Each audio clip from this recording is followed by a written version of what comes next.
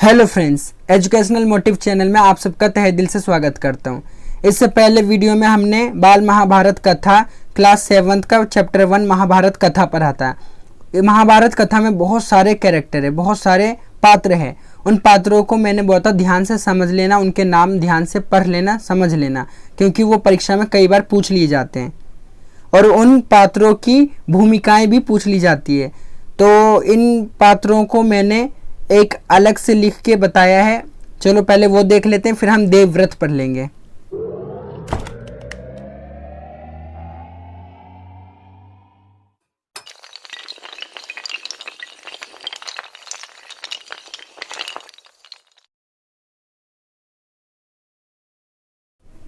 महाभारत के पात्र। महाभारत के रचनाकार वेद व्यास जी हैं। आप इसको देखते हुए जाना, ठीक है। वेद व्यास जी के पिता का नाम महर्षि पराशर है। क्या है? महर्षि पराशर। वेद व्यास जी के पुत्र का नाम सुखदेव।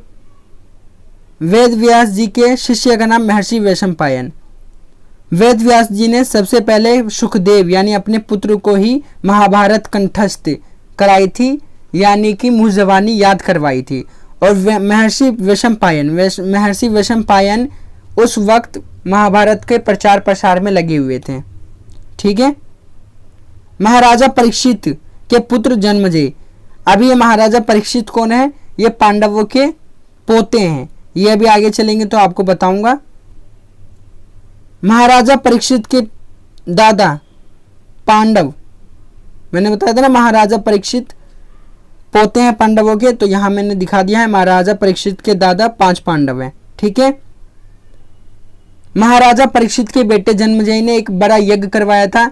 उस यज्ञ में उन्होंने पौराणिक सूत जी को बुलवाया था और पौराणिक सूत ने ऋषियों की एक सभा बुलाई थी। उस सभा में उन्होंने महाभारत की कथा की शुरुआत की थी। तो जो महाभारत की कथा की शुरुआत है वो पौराणिक सूत जी ने किया था। किसने? पौराणिक सूत। आप ध्यान देते हुए जाना, मैं एक एक कैरेक्टर को, एक एक पात्र को अच्छे से समझाते हुए जा रहा हूँ। और जो सभा बुलाई थी उस सभा के अध्यक्ष थे महर्षि शौनक।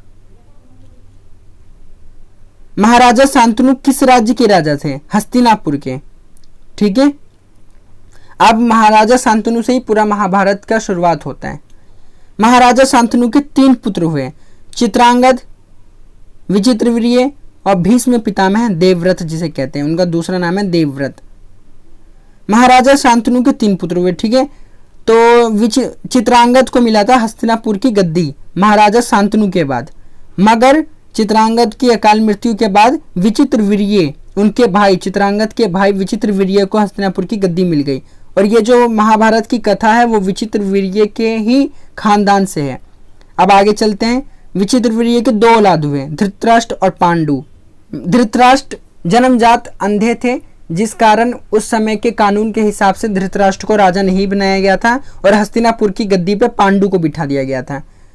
तो पांडु की और धृतराष्ट्र दोनों के हम पात्र हैं, तो उनके भी खानदान को पढ़ते हुए जाएंगे। धृतराष्ट्र की पत्नी का नाम गांधारी। धृतराष्ट्र के साले का नाम शकुनी।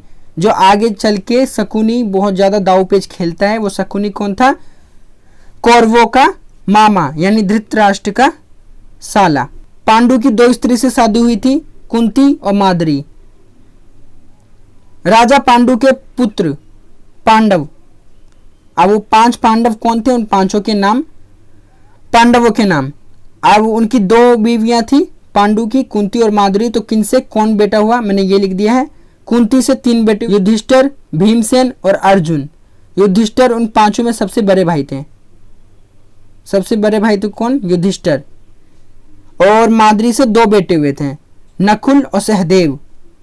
धृतराष्ट्र के 100 औलाद हुए थे, जिसमें कौरव, दुर्योधन थे और भी बहुत सारे।